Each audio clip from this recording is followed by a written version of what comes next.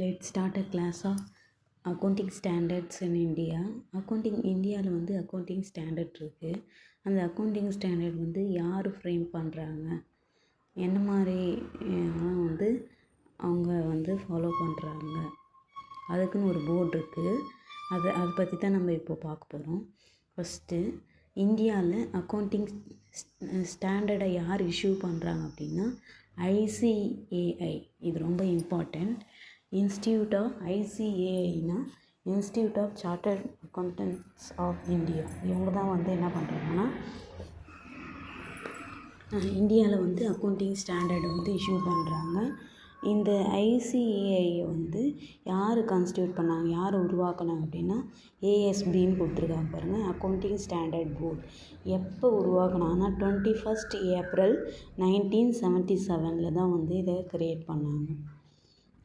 ஏன்னா அக்கௌண்டிங் ஸ்டாண்டர்ட்னு அப்போது 1977 வந்து தேவையாக இருந்துச்சு, நீடாக இருந்துச்சு. அதனால் வந்து என்ன பண்ணாங்கன்னா இந்த அக்கௌண்டிங் ஸ்டாண்டர்ட் போர்டு க்ரியேட் பண்ணாங்க. அவங்களால உருவாக்கப்பட்டது தான் என்னென்னா ICAI, institute of chartered accountant of India.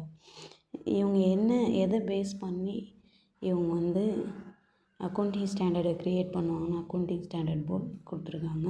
Applicable law, customs, business environment, international accounting standard, இதை பேஸ் பண்ணி தான் வந்து அக்கௌண்டிங் ஸ்டாண்டர்டே ஃப்ரேம் பண்ணுவாங்க இந்தியாவில் இருக்கிற எல்லா பிக் கம்பெனிஸுமே வந்து இந்த அக்கௌண்டிங் ஸ்டாண்டர்ட் தான் வந்து ஃபாலோ பண்ணுறாங்க.